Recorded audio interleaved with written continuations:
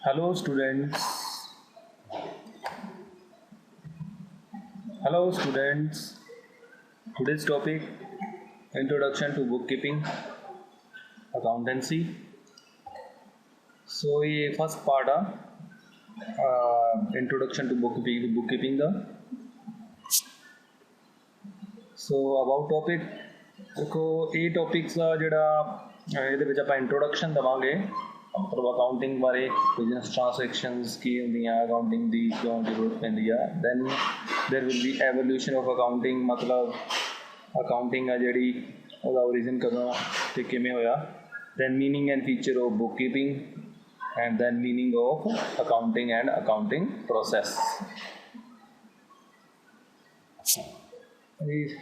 this is the channel business and commerce check video ਲਗਾਤਾਰ ਲੈਣ ਦੇ ਲਈ ਤੁਸੀਂ ਇਸ ਚੈਨਲ ਨੂੰ ਲਾਈਕ ਕਰੋ ਸਬਸਕ੍ਰਾਈਬ ਕਰੋ ਇਸ ਦੇ ਉੱਤੇ accounts GFC tax management regarding video ਹੋਣਗੇ ਸੋ ਬੈਲ ਆਈਕਨ ਪ੍ਰੈਸ ਕਰੋ ਤਾਂ ਕਿ ਤੁਹਾਨੂੰ ਲਗਾਤਾਰ ਇਹ ਨੋਟੀਫਿਕੇਸ਼ਨ ਮਿਲਦੇ ਰਹਿਣ ਵੀਡੀਓ ਬਾਰੇ so first is what do you mean by business ਇਹ ਬਿਜ਼ਨਸ ਕੀ ਹੁੰਦਾ ਵਾ देखो बिजनेस ਹੁੰਦਾ ਵਾ business refer to the transaction of goods and service for earning profit these transactions are related to money so business means transactions ਹੁੰਦੀਆਂ ਵਾ goods and services ਦੇ ਵਿੱਚ ਇਹਨਾਂ ਦਾ ਮੇਨ ਮੋਟਿਵ ਹੁੰਦਾ ਵਾ ਪ੍ਰੋਫਿਟ ਅਰਨ ਕਰਨਾ ਤੇ these transactions are related to money ਮਤਲਬ ਵਪਾਰ ਮੁਨਾਫਾ ਕਮਾਉਣ ਲਈ ਚੀਜ਼ਾਂ ਅਤੇ ਸੇਵਾਵਾਂ ਦੇ ਲੈਣ ਦੇਣ ਨੂੰ ਦਰਸਾਉਂਦਾ ਵਾ ਇਹ ਲੈਣ ਦੇਣ ਧਨ ਨਾਲ ਸੰਬੰਧਿਤ ਹੈ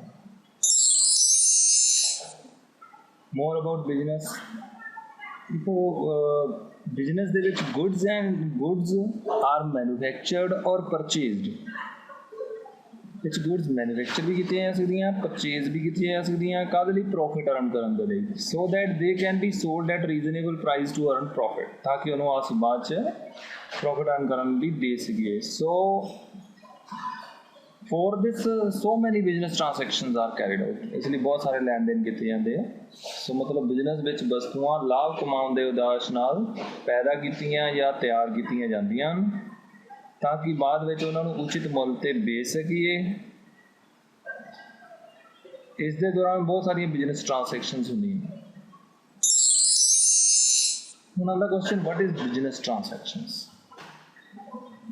So a business transaction is an event involving an interchange of goods and money or service between two or more parties. ਦੋ ਜਾਂ ਦੋ ਤੋਂ ਵੱਧ ਪਰਸਨ ਦੇ ਵਿੱਚ ਜਦੋਂ ਗੁੱਡਸ ਜਾਂ ਸਰਵਿਸਿਜ਼ ਦਾ ਇੰਟਰਚੇਂਜ ਹੁੰਦਾ ਜਿਵੇਂ ਡਾਇਗਰਾਮ 'ਚ ਦਿਖਾਇਆ ਸੋ ਉਹਨੂੰ ਟ੍ਰਾਂਜੈਕਸ਼ਨਸ ਕਹਿੰਦੇ ਆ ਸੋ ਵਪਾਰਕ ਲੈਣ ਦੇਣ ਇੱਕ ਅਜਿਹੀ ਘਟਨਾ ਹੁੰਦੀ ਹੈ ਜਿਸ ਵਿੱਚ ਵਸਤੂਆਂ ਪੈਸੇ ਜਾਂ ਦੋਨਾਂ ਦਾ ਦੋ ਜਾਂ ਦੋ ਤੋਂ ਵੱਧ ਧਿਰਾਂ ਵਿਚਕਾਰ ਸੇਵਾਵਾਂ ਜਾਂ ਵਸਤੂਆਂ ਦਾ ਆਦਾਨ ਪ੍ਰਦਾਨ ਹੋਣਾ ਬਿਜ਼ਨਸ ਟ੍ਰਾਂਜੈਕਸ਼ਨ ਬਾਰੇ ਹੋਰ ਦੇਖੋ ਵੀ ਬਿਜ਼ਨਸ ਟ੍ਰਾਂਜੈਕਸ਼ਨਸ ਦੇ ਵਿੱਚ ਜ਼ਿਆਦਾਤਰ purchase sale receipt of income payment of expenditure ਇਹ ਸਾਰੀਆਂ ਟ੍ਰਾਂਜੈਕਸ਼ਨਸ ਆਉਂਦੀਆਂ ਟ੍ਰਾਂਜੈਕਸ਼ਨ ਕੈਸ਼ 'ਚ ਵੀ ਹੋ ਸਕਦੀਆਂ ਅਤੇ ਕ੍ਰੈਡਿਟ ਦੇ ਵਿੱਚ ਦੇਖੋ ਇਹ ਬਿਜ਼ਨਸ ਆ ਇਹਦੇ ਵਿੱਚ ਪਹਿਲਾਂ purchase of goods assets cash ਵੀ ਜਾਂ ਕ੍ਰੈਡਿਟ ਹੋ ਸਕਦੀਆਂ ਦੈਨ ਇੱਥੇ ਸੇਲ ਆਫ ਗੁੱਡਸ ਆਉਂਦੀਆਂ ਜਿਹੜੀ ਮੇਨ ਟ੍ਰਾਂਜੈਕਸ਼ਨ ਹੈ ਇਹਦੀ ਕੈਸ਼ ਅਤੇ ਕ੍ਰੈਡਿਟ ਦੇ ਵਿੱਚ ਇਸ ਤੋਂ ਇਲਾਵਾ payment of salaries then payment of other expense then receipt of income and other payment ਕੋਈ ਵੀ ਹੈ ਇਹ ਸਾਰੀਆਂ ਇਨਕਲੂਡ ਕੀਤੀਆਂ ਜਾਂਦੀਆਂ ਬਿਜ਼ਨਸ ਟ੍ਰਾਂਜੈਕਸ਼ਨਸ ਦੇ ਵਿੱਚ ਕਿਉਂਕਿ ਵਪਾਰਿਕ ਲੈਣ ਦੇਣ ਬਹੁਤ ਜ਼ਿਆਦਾ ਹੋ ਜਾਂਦੇ ਆ ਇਸ ਲਈ ਕੁਐਸਚਨ ਪੈਦਾ ਹੁੰਦੇ ਆ ਵੀ ਕਿਸੇ ਤੋਂ ਕਿੰਨੇ ਰੁਪਈਏ ਲੈਣੇ ਆ ਕਿੰਨੇ ਰੁਪਈਏ ਕਿਸੇ ਨੂੰ ਦੇਣੇ ਆ ਜਾਂ what is the result of the business ਦਾ ਰਿਜ਼ਲਟ ਕੀ ਹੋਇਆ ਮਤਲਬ 1 ਸਾਲ ਤੋਂ ਬਾਅਦ ਕੀ ਸਾਨੂੰ ਪ੍ਰੋਫਿਟ ਹੋਇਆ ਜਾਂ ਲਾਸ ਹੋਇਆ ਇਹ ਸਾਰੇ ਕੁਐਸਚਨ ਪੈਦਾ ਹੁੰਦੇ ਜਦੋਂ ਅਸੀਂ ਟ੍ਰਾਂਜੈਕਸ਼ਨਸ ਕਰਦੇ ਰਹਿੰਦੇ ਹਾਂ ਸੋ ਇਹਦੇ ਲਈ ਇਹਨਾਂ ਕਿਉਂਕਿ ਇਹ ਸਭ ਨੂੰ ਪਤਾ ਕਰਨਾ ਜ਼ਰੂਰੀ ਹੁੰਦਾ ਵਾ ਸੋ ਇਹਦੇ ਲਈ there is a systematic method of writing transaction is required ਇਹਦੇ ਲਈ ਸਾਰੀਆਂ ਲੈਣ ਦੇਣਾਂ ਨੂੰ ਲਿਖਣ ਦੀ ਇੱਕ ਉਚਿਤ ਵਿਧੀ ਜ਼ਰੂਰੀ ਹੈ ਸਿਸਟੇਮੈਟਿਕ ਮੈਥਡ ਜ਼ਰੂਰੀ ਹੈ ਇਹਨਾਂ ਸਾਰੀਆਂ ਟ੍ਰਾਂਜੈਕਸ਼ਨਸ ਨੂੰ ਲਿਖਣ ਦੇ ਲਈ ਇਸ ਤੋਂ ਇਲਾਵਾ ਜਿਹੜੀਆਂ ਕੰਪਨੀਜ਼ ਹੁੰਦੀਆਂ ਵਾ ਲਿਮਟਿਡ ਲਾਇਬਿਲਿਟੀ ਕੰਪਨੀ ਜਾਂ ਲਿਮਟਿਡ ਕੰਪਨੀ ਜਾਂ ਮੈਨੀ ਆਰਗੇਨਾਈਜੇਸ਼ਨਸ ਹੁੰਦੀਆਂ ਜਿਨ੍ਹਾਂ ਨੂੰ ਅਕਾਊਂਟਸ ਮੇਨਟੇਨ ਕਰਨਾ ਜ਼ਰੂਰੀ ਹੁੰਦਾ।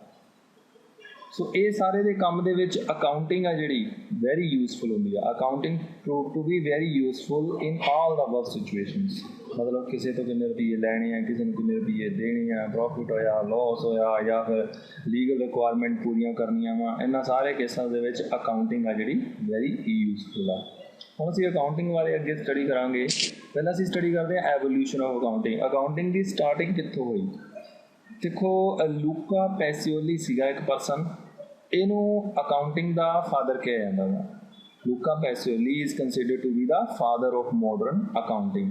ਸੋ ਇਹਨੇ ਕੀ ਕੀਤਾ ਸੀ, ਇਹਨੇ 1494 ਦੇ ਵਿੱਚ 1494 ਆਣਾ ਨੇ ਇੱਕ ਬੁੱਕ ਲਿਖੀ ਸੀ, ਸੁਮਾ ਡੀ ਅਰਥਮੈਟਿਕਾ ਜਿਓਮੈਟਿਕਾ ਪ੍ਰੀਪੋਰਨੇਟ ਪ੍ਰਪੋਰਸ਼ਨੇਟ ਡੇਟਾ। ਸੋ ਇਹ ਬੁੱਕ ਦੇ ਵਿੱਚ ਇਹਨੇ ਪਹਿਲੀ ਵਾਰ ਅਕਾਊਂਟਿੰਗ ਬਾਰੇ ਮੈਂਸ਼ਨ ਕੀਤਾ ਸੀਗਾ। ਸੋ ਜਿਹੜਾ ਉਹਨੇ ਉਹ ਸਿਸਟਮ ਬੁੱਕ ਦੇ ਵਿੱਚ ਪਬਲਿਸ਼ ਕੀਤਾ ਸੀਗਾ ਉਹੀ ਅਸੀਂ ਅੱਜ ਯੂਜ਼ ਕਰਦੇ ਹਾਂ।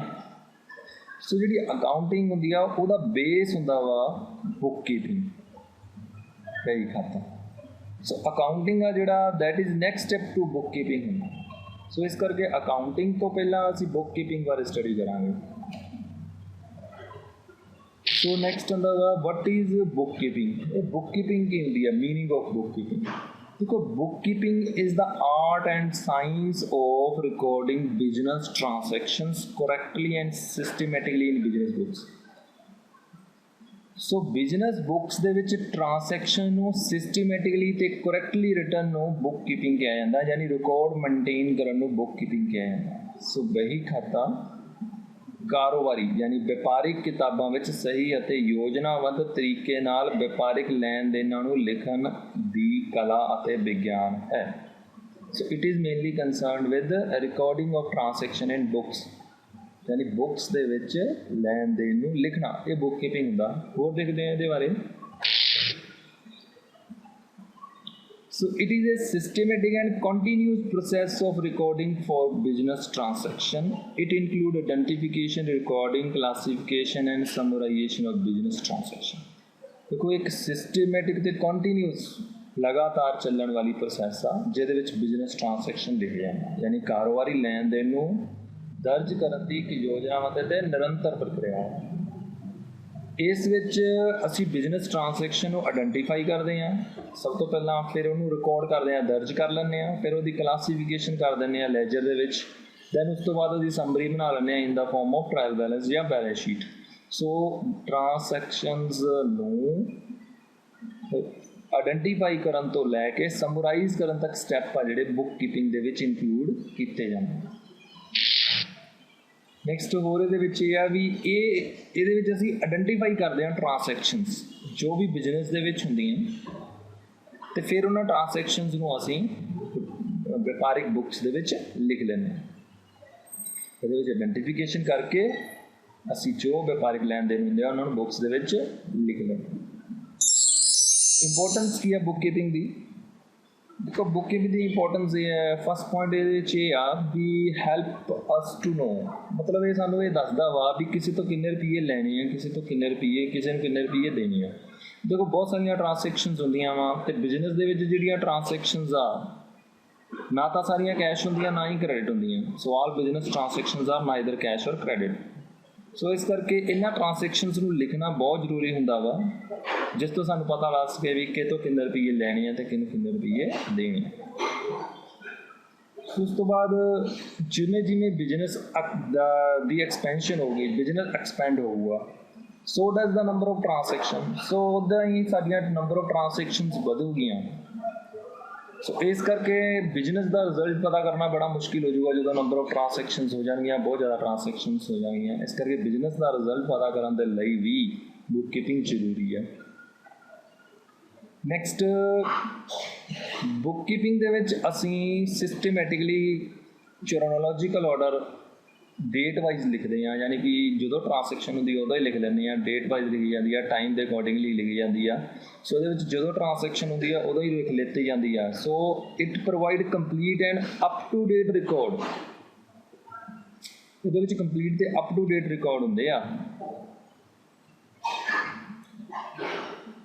ਸੋ ਕਿਉਂਕਿ ਇਹਦੇ ਵਿੱਚ ਆਪਾਂ ਇਹ ਪੁਆਇੰਟ ਦੇ ਵਿੱਚ ਕੀਤਾ ਵੀ ਇਹਦੇ ਵਿੱਚ ਅਪ ਟੂ ਡੇਟ ਰਿਕਾਰਡ ਹੁੰਦੇ ਆ, ਸੋ ਇਸ ਕਰਕੇ it provide quick and timely information. ਜਦੋਂ ਇਨਫੋਰਮੇਸ਼ਨ ਚਾਹੀਦੀ ਅਸੀਂ ਉਦੋਂ ਹੀ ਇੱਕਦਮ ਇਨਫੋਰਮੇਸ਼ਨ ਅਸੈਸ ਕਰ ਸਕਦੇ ਹਾਂ, ਇਨਫੋਰਮੇਸ਼ਨ ਲੈ ਸਕਦੇ ਹਾਂ ਬੁੱਕਸ 'ਚੋਂ, ਕਿਉਂਕਿ ਇਨਫੋਰਮੇਸ਼ਨ ਅਪ ਟੂ ਡੇਟ ਹੁੰਦੀ ਹੈ। ਸੋ ਇਹਦੀ ਇੰਪੋਰਟੈਂਸ ਆ। ਨੈਕਸਟ ਹੈਗੀ ਹੈ ਪੁਆਇੰਟ ਵੀ ਟ੍ਰਾਂਸੈਕਸ਼ਨਸ ਇੰਨੀਆਂ ਜ਼ਿਆਦਾ ਹੁੰਦੀਆਂ ਵਾ ਵੀ ਇੱਕ ਪਰਸਨ ਕੋਈ ਵੀ ਪਰਸਨ ਲੈ ਮੈਨੂੰ ਉਹਨੂੰ ਯਾਦ ਨਹੀਂ ਰੱਖ ਸਕਦਾ।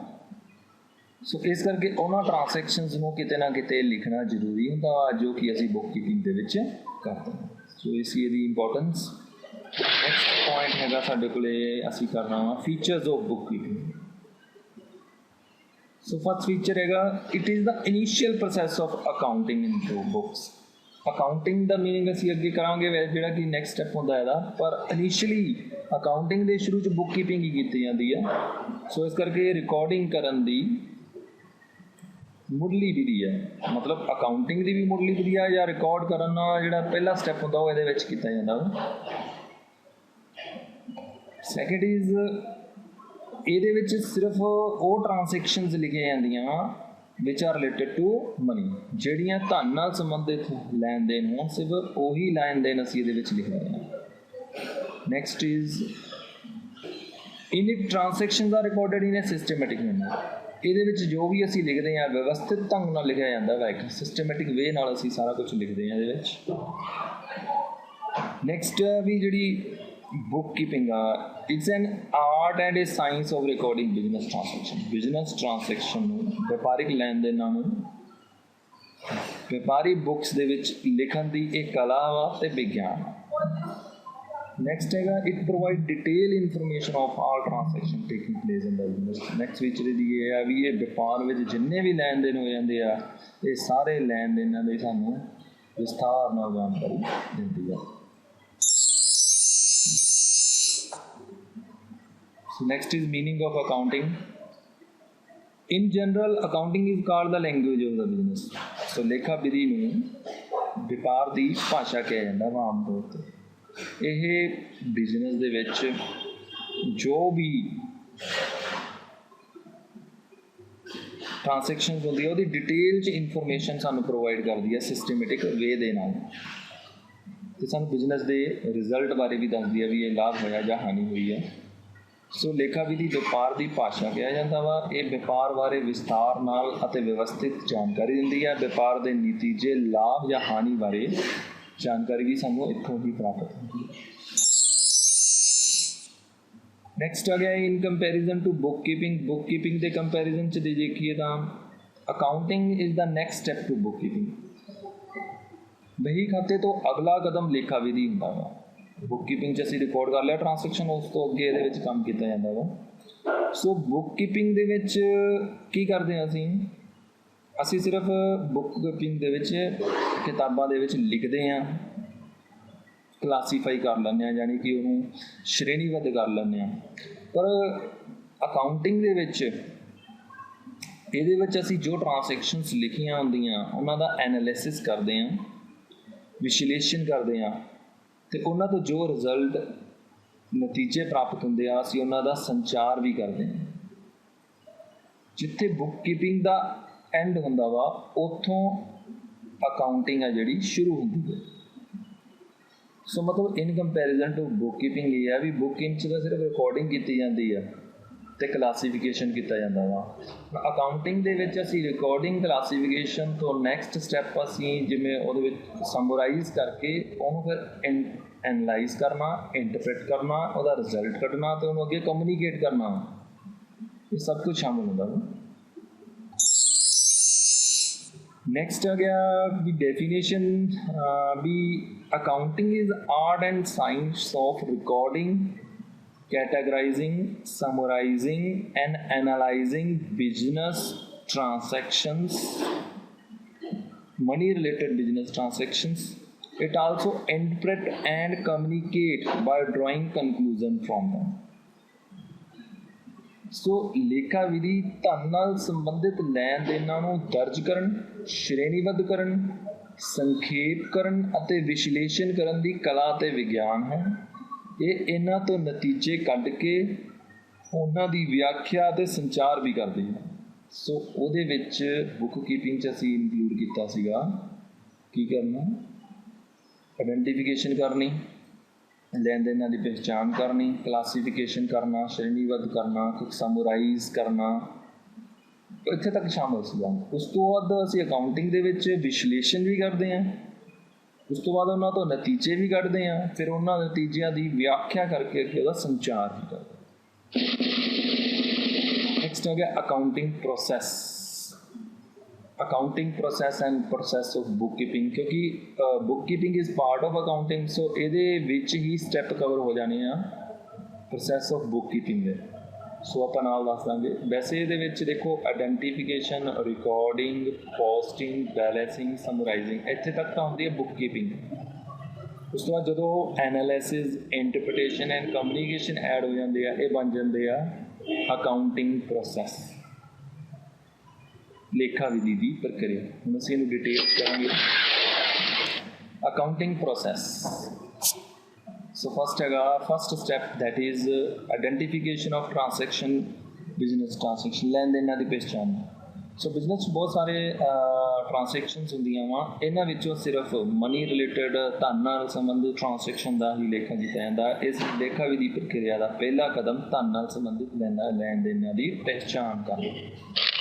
ਸੈਕਿੰਡ ਸਟੈਪ ਰਿਕਾਰਡਿੰਗ ਇਨ ਦਾ ਪ੍ਰਾਇਮਰੀ ਬੁੱਕਸ, ਆਰੰਭਿਕ ਪੁਸਤਕਾਂ ਵਿੱਚ ਦਰਜ ਕਰਨਾ। ਲੈਣ ਦੇਣਾਂ ਦੀ ਪਹਿਚਾਣ ਕਰਨ ਤੋਂ ਪਿੱਛੋਂ ਲੈਣ ਦੇਣਾਂ ਨੂੰ ਪ੍ਰਾਇਮਰੀ ਬੁੱਕਸ ਦੇ ਵਿੱਚ ਲਿਖਿਆ ਜਾਂਦਾ ਵਾ। ਜੇ ਤਾਂ ਇੱਕ ਛੋਟਾ ਵਪਾਰ ਆ ਤਾਂ ਤੁਸੀਂ ਲੈਣ ਦੇਣ ਦੇ ਲਈ ਇਨੀਸ਼ੀਅਲ ਰਿਕਾਰਡਿੰਗ ਦੇ ਲਈ ਸਿਰਫ ਇੱਕ ਬੁੱਕ ਲਗਾ ਲਓਗੇ, ਦੈਟ ਇਜ਼ ਕਾਲਡ ਜਰਨਲ। ਪਰ ਜੇ ਲੈਣ ਦੇਣ ਵੱਡੇ ਪੱਧਰ ਦਾ ਵਾ ਤਾਂ ਤੁਸੀਂ ਕਿੰਨੀਆਂ ਸਾਰੀਆਂ ਪ੍ਰਾਇਮਰੀ ਬੁੱਕਸ ਲਗਾ ਸਕਦੇ ਹੋ। ਜਿਵੇਂ ਕੈਸ਼ ਦੀ ਟ੍ਰਾਂਸੈਕਸ਼ਨ ਕਰਨ ਦੇ ਲਈ ਤੁਸੀਂ ਕੈਸ਼ ਬੁੱਕ ਯਾਨੀ ਕਿ ਰੋਕੜ ਵਹੀ ਲਗਾ ਸਕਦੇ ਹੋ। ਪਰਚੇਜ਼ ਨੂੰ ਲਿਖਣ ਦੇ ਲਈ ਪਰਚੇਜ਼ ਵਹੀ, ਜਿਸ 'ਚ ਕ੍ਰੈਡਿਟ ਪਰਚੇਜ਼ ਲਿਖੀ ਜਾਊਗੀ। ਦੈਨ ਵਿਕਰੀ ਨੂੰ, ਸੇਲ ਨੂੰ ਲਿਖਣ ਦੇ ਲਈ ਵਿਕਰੀ ਵਹੀ ਜਾਂ ਵੇਚ ਵਹੀ ਲਗਾ ਲਓਗੇ। ਇਸ ਤਰ੍ਹਾਂ ਤੁਸੀਂ ਇੱਕ ਤੋਂ ਜ਼ਿਆਦਾ ਬੁੱਕਸ ਵੀ ਲਗਾ ਸਕਦੇ ਹੋ ਆਰੰਭਿਕ ਪੁਸਤਕਾਂ ਦੀ ਤੌਰ 'ਤੇ। ਨੈਕਸਟ ਸਟੈਪ ਜਿਹੜਾ ਥਰਡ ਸਟੈਪ ਆ, that is posting in the ledger. ਜਦੋਂ ਤੁਸੀਂ ਇਨੀਸ਼ੀਅਲ ਬੁੱਕਸ ਦੇ ਵਿੱਚ ਟ੍ਰਾਂਸੈਕਸ਼ਨ ਲਿਖ ਲਈਆਂ, ਹੁਣ ਤੁਸੀਂ ਕੀ ਕਰਨਾ ਵਾ, ਉਹਨਾਂ ਟ੍ਰਾਂਸੈਕਸ਼ਨਸ ਨੂੰ, ਉਹਨਾਂ ਲੈਣ ਦੇਣਾਂ ਨੂੰ ਖਾਤਾ ਵਹੀ ਵਿੱਚ ਪੋਸਟ ਕਰਨਾ ਵਾ, ਖਤਿਆਉਣਾ ਵਾ। ਖਾਤਾ ਵਹੀ ਵਿੱਚ ਕੀ ਕਰਦੇ ਹਾਂ ਅਸੀਂ, ਜੋ ਵੀ ਟ੍ਰਾਂਸੈਕਸ਼ਨ ਨਾਲ ਰਿਲੇਟਡ ਪਰਸਨ ਹੁੰਦੇ ਆ, ਜਾਂ ਐਸਟ ਹੁੰਦੀ ਆ, ਜਾਂ ਇਨਕਮ ਹੁੰਦੀ ਆ, ਜਾਂ ਲਾਭ ਹੁੰਦਾ, ਜਾਂ ਹਾਨੀ ਹੁੰਦੀ ਆ, ਜਾਂ ਐਕਸਪੈਂਸ ਹੁੰਦੇ ਆ, ਇਹਨਾਂ ਸਾਰਿਆਂ ਦੇ ਲਈ ਅਲੱਗ ਅਲੱਗ ਅਸੀਂ ਅਕਾਊਂਟਸ ਬਣਾਉਂਦੇ ਹਾਂ। ਫਿਰ ਰੈਲੀਵੈਂਟ ਟ੍ਰਾਂਸੈਕਸ਼ਨਸ ਨੂੰ ਉਹਨਾਂ ਦੇ ਅਕਾਊਂਟ ਦੇ ਵਿੱਚ ਪੋਸਟ ਕਰ ਦਿੱਤਾ ਜਾਂਦਾ। ਦੈਨ ਫੋਰਥ ਸਟੈਪ ਆ ਜਾਂਦਾ ਬੈਲੈਂਸਿੰਗ ਆਫ ਦਾ ਲੈਜਰ। ਫਿਰ ਜੇ ਤੁਸੀਂ ਅਕਾਊਂਟ ਦੇ ਵਿੱਚ ਸਾਰੀਆਂ ਐਂਟਰੀਆਂ ਪਾ ਲਈਆਂ, ਜਾਂ ਜਿਵੇਂ ਡੇ ਵਾਈਜ਼ ਮੇਨਟੇਨ ਕਰਦੇ ਹਾਂ, ਜਾਂ ਇੱਕ ਦਿਨ ਦੀਆਂ ਐਂਟਰੀਆਂ ਪਾ ਲਈਆਂ, ਤਾਂ ਅਸੀਂ ਕੀ ਕਰਾਂਗੇ, ਟ੍ਰਾਂਸੈਕਸ਼ਨਸ ਤੋਂ ਬਾਅਦ ਇਹਨਾਂ ਅਕਾਊਂਟਸ ਦੇ ਵਿੱਚ ਜੋ ਟ੍ਰਾਂਸੈਕਸ਼ਨਸ ਹੋਏ ਆ, ਅਸੀਂ ਉਹਨਾਂ ਦੇ ਦੋਨੋਂ ਸਾਈਡ ਦੇ, ਅਕਾਊਂਟਸ ਦੀ ਦੋ ਸਾਈਡਸ ਹੁੰਦੀਆਂ, ਅਸੀਂ ਉਹਨਾਂ ਦੇ ਦੋਨੋਂ ਸਾਈਡਸ ਦੇ ਟੋਟਲ ਲਾ ਲਾਂਗੇ, ਅਤੇ ਸਾਈਡਸ ਦੇ ਵਿੱਚ ਜੋ ਫਰਕ ਆ ਉਹਨੂੰ ਅਸੀਂ ਪਤਾ ਕਰ ਲਾਂਗੇ, ਉਹਨੂੰ ਅਸੀਂ ਬੈਲੈਂਸ ਕਹਿੰਦੇ ਹਾਂ, ਬਾਕੀ ਕਹਿੰਦੇ ਹਾਂ। ਅਤੇ ਇਹ ਫੋਰਥ ਸਟੈਪ ਹੋ ਗਿਆ। ਨੈਕਸਟ ਫਿਫਥ ਸਟੈਪ ਦੇ ਵਿੱਚ ਕੀ ਕਰਨਾ, ਅਸੀਂ ਫਿਫਥ ਸਟੈਪ ਦੇ ਵਿੱਚ ਅਸੀਂ ਸਮਰਾਈਜ਼ ਕਰਦੇ ਹਾਂ। ਸਮਰਾਈਜ਼ ਮਤਲਬ ਸੰਖੇਪ ਕਰਨ ਤੋਂ ਆ। ਸੰਖੇਪ ਕਰਨ ਦਾ ਭਾਵ ਹੁੰਦਾ ਵਾ ਵੀ ਜੋ ਅਸੀਂ ਰਿਕਾਰਡਿੰਗ ਕੀਤੀ ਆ ਹੁਣ ਤੱਕ, ਅਸੀਂ ਉਹਨੂੰ ਇਸ ਤਰ੍ਹਾਂ ਪ੍ਰੈਜੈਂਟ ਕਰਦੇ ਹਾਂ ਵੀ ਉਹਦਾ ਸਾਨੂੰ ਫਾਇਦਾ ਹੋ ਜਾਵੇ, ਯਾਨੀ ਅਸੀਂ ਉਹਨੂੰ ਉਪਯੋਗ ਕਰ ਸਕੀਏ। ਇਸ ਲਈ ਤਿਆਰ ਕੀਤੇ ਖਾਤਿਆਂ ਦੀ ਬਾਕੀ ਪਤਾ ਕਰਨ ਤੋਂ ਬਾਅਦ ਤਲਪਟ ਤਿਆਰ ਕੀਤਾ ਜਾਂਦਾ ਵਾ। ਅਸੀਂ ਇਹਦੇ ਲਈ ਟਰਾਇਲ ਬੈਲੈਂਸ ਤਿਆਰ ਕਰਦੇ ਹਾਂ। ਜੋ ਟ੍ਰਾਂਸੈਕਸ਼ਨਸ ਹੋਈਆਂ ਵਾ ਉਹਨਾਂ ਤੋਂ ਲੈਜਰ ਦੇ ਵਿੱਚ ਲਿਖ ਕੇ ਅਸੀਂ ਬੈਲੈਂਸ ਪਤਾ ਕਰ ਲਿਆ। ਬੈਲੈਂਸ ਤੋਂ ਅਸੀਂ ਟਰਾਇਲ ਬੈਲੈਂਸ ਤਿਆਰ ਕਰਦੇ ਹਾਂ। ਫਿਰ ਟਰਾਇਲ ਬੈਲੈਂਸ ਤੋਂ ਅੱਗੇ ਬੈਲੈਂਸ ਸ਼ੀਟ, ਫਾਈਨੈਂਸ਼ੀਅਲ ਈਅਰ ਦੇ ਐਂਡ ਦੇ ਉੱਤੇ ਟ੍ਰੇਡਿੰਗ ਅਕਾਊਂਟ, ਵਪਾਰਿਕ ਖਾਤਾ, ਪ੍ਰੋਫਿਟ ਐਂਡ ਲੋਸ ਅਕਾਊਂਟ, ਇਹ ਤਿਆਰ ਕਰਦੇ ਹਾਂ। ਸੋ ਜਿਹੜਾ ਟਰਾਇਲ ਬੈਲੈਂਸ ਆ, ਟ੍ਰੇਡਿੰਗ ਅਕਾਊਂਟ ਆ ਯਾਨੀ ਤਲਪਟ, ਵਪਾਰਿਕ ਖਾਤਾ, ਪ੍ਰੋਫਿਟ ਐਂਡ ਲੋਸ ਅਕਾਊਂਟ, ਲਾਭ ਹਾਨੀ ਖਾਤਾ ਅਤੇ ਸਥਿਤੀ ਵਿਵਰਣ ਬੈਲੈਂਸ ਸ਼ੀਟ, ਇਹ ਬਿਜ਼ਨਸ ਰਿਲੇਟਡ ਇਨਫੋਰਮੇਸ਼ਨਸ ਨੂੰ ਯਾਨੀ ਸੂਚਨਾ ਅਤੇ ਜਾਣਕਾਰੀ ਨੂੰ ਸਮਰਾਈਜ਼ ਵੇ ਨਾਲ ਪੇਸ਼ ਕਰਦੇ ਆ। ਨੈਕਸਟ ਸਟੈਪ ਆ ਜਾਂਦਾ ਇਹਦੇ ਵਿੱਚ ਵਿਸ਼ਲੇਸ਼ਣ ਕਰਨਾ, ਐਨਾਲਿਸਿਸ। ਹੁਣ ਸਾਡੇ ਕੋਲੇ ਇਨਫੋਰਮੇਸ਼ਨ ਦੀ ਪ੍ਰੈਜੈਂਟੇਸ਼ਨ ਇਸ ਤਰ੍ਹਾਂ ਹੋ ਗਈ ਵੀ ਅਸੀਂ ਉਹਦਾ ਯੂਜ਼ ਕਰ ਸਕਦੇ ਹਾਂ। ਹੁਣ ਅਸੀਂ ਉਹ ਜਿਹੜੀ ਇਨਫੋਰਮੇਸ਼ਨ ਸਮਰਾਈਜ਼ ਕੀਤੀ ਆ ਉਹਨਾਂ ਦਾ ਵਿਸ਼ਲੇਸ਼ਣ ਅਸੀਂ ਪਰਚੇਜ਼ ਰਿਪੋਰਟ, ਖਰੀਦ report, sale report, cash flow statement, fund flow statement ਬਣਾ ਕੇ ਕਰਦੇ ਹਾਂ। ਅਸੀਂ ਉਹਦਾ ਵਿਸ਼ਲੇਸ਼ਣ ਕਰਦੇ ਹਾਂ, ਐਨਾਲਿਸਿਸ ਕਰਦੇ ਹਾਂ। ਨੈਕਸਟ ਸਟੈਪ ਹੈਗਾ ਵਿਆਖਿਆ ਕਰਨਾ, ਇੰਟਰਪ੍ਰੀਟੇਸ਼ਨ। ਜੋ ਅਸੀਂ ਆ ਉੱਪਰ ਰਿਪੋਰਟਸ ਬਣਾਈਆਂ purchase, sale, cash flow, fund flow, ਉਹਨਾਂ ਦੇ ਬੇਸ ਦੇ ਉੱਤੇ, ਉਹਨਾਂ ਦੇ ਆਧਾਰ 'ਤੇ ਵਪਾਰ ਵਿੱਚ ਆਈਆਂ ਤਬਦੀਲੀਆਂ, ਵਿਸਥਾਰ ਆਦਿ ਦੀ ਵਿਆਖਿਆ ਕੀਤੀ ਜਾਂਦੀ ਹੈ ਵੀ what is the difference from the previous year, ਪਿਛਲੇ ਸਾਲ ਤੋਂ ਕੀ ਚੇਂਜ ਆਇਆ। ਨੈਕਸਟ ਸਟੈਪ ਹੈਗਾ 8th ਸਟੈਪ ਸੰਚਾਰ ਕਰਨਾ, ਦੈਟ ਇਜ਼ ਕਮਿਊਨੀਕੇਸ਼ਨ। ਜਦੋਂ ਅਸੀਂ ਵਿਸ਼ਲੇਸ਼ਣ ਅਤੇ ਵਿਆਖਿਆ ਕਰ ਲਈ, ਇੰਟਰਪ੍ਰੀਟੇਸ਼ਨ ਕਰ ਲਈ, ਉਸ ਤੋਂ ਬਾਅਦ ਸਾਡੇ ਕੋਲ ਨਾ ਰਿਜ਼ਲਟ ਮਿਲਣਗੇ। ਉਹ ਰਿਜ਼ਲਟ ਅਸੀਂ ਇੰਟਰਸਟਡ ਪਾਰਟੀਜ਼ ਜਿਨ੍ਹਾਂ ਨੂੰ ਇਨਫੋਰਮੇਸ਼ਨ ਚਾਹੀਦੀ ਹੋਊਗੀ, ਅਸੀਂ ਉਹਨਾਂ ਇਨਫੋਰਮੇਸ਼ਨ ਨੂੰ ਇਹ ਇਨਫੋਰਮੇਸ਼ਨ ਦੇਣੀ ਹੈ, ਇਹਨੂੰ ਕਮਿਊਨੀਕੇਸ਼ਨ ਕਹਿੰਦੇ ਆ। ਸੋ ਵਿਸ਼ਲੇਸ਼ਣ ਅਤੇ ਵਿਆਖਿਆ ਤੋਂ ਕੱਢੇ ਸਿੱਟੇ ਅਤੇ ਪ੍ਰਾਪਤ ਜਾਣਕਾਰੀ ਨੂੰ ਇਹਨਾਂ ਨੂੰ ਉਪਯੋਗ ਕਰਨ ਵਾਲੇ ਵਿਅਕਤੀ, ਸੰਸਥਾਵਾਂ ਅਤੇ ਇਕਾਈਆਂ ਨੂੰ ਸੰਚਾਰ ਕੀਤਾ ਜਾਂਦਾ ਵਾ ਤਾਂ ਕਿ ਉਹ ਇੰਪੋਰਟੈਂਟ ਡਿਸੀਜ਼ਨ ਲੈ ਸਕਣ। ਇਸ ਤਰ੍ਹਾਂ ਅਕਾਊਂਟਿੰਗ ਦੇ ਵਿੱਚ ਇਸ ਇਨਫੋਰਮੇਸ਼ਨ ਨੂੰ ਕਮਿਊਨੀਕੇਟ ਵੀ ਕੀਤਾ ਜਾਂਦਾ ਵਾ। ਇਹ ਸੀ ਵੀ ਅਕਾਊਂਟਿੰਗ ਦੀ ਪ੍ਰੋਸੈਸ। ਸੋ ਬੁੱਕ ਕੀਪਿੰਗ ਦੀ ਪ੍ਰੋਸੈਸ ਵੀ ਇਹਦੇ ਵਿੱਚ ਹੀ ਇਨਕਲੂਡਡ ਹੁੰਦੀ ਹੈ ਕਿਉਂਕਿ ਬੁੱਕ ਕੀਪਿੰਗ ਹੈ ਜਿਹੜੀ ਉਹ ਅਕਾਊਂਟਿੰਗ ਦਾ ਪਾਰਟ ਹੀ ਹੁੰਦੀ ਹੈ। ਹਾਂਜੀ, ਥੈਂਕ ਯੂ ਵੈਰੀ ਮੱਚ। ਇਹ ਸੀ ਆਪਣਾ ਅੱਜ ਦਾ ਚੈਪਟਰ। ਸੋ ਇਹ ਫਸਟ ਪਾਰਟ ਸੀਗਾ ਅਕਾਊਂਟਿੰਗ ਦਾ। ਨੈਕਸਟ ਪਾਰਟ ਦੇ ਵਿੱਚ ਅਸੀਂ ਅੱਗੇ ਪੜ੍ਹਾਂਗੇ ਅਕਾਊਂਟਿੰਗ ਬਾਰੇ। ਸੋ ਵੀਡੀਓ ਲਗਾਤਾਰ ਮਿਲਦੇ ਰਹਿਣ, ਇਹਦੇ ਲਈ ਚੈਨਲ ਸਬਸਕ੍ਰਾਈਬ ਕਰੋ ਅਤੇ ਬੈਲ ਆਈਕਨ ਪ੍ਰੈਸ ਕਰੋ। Thank you very much.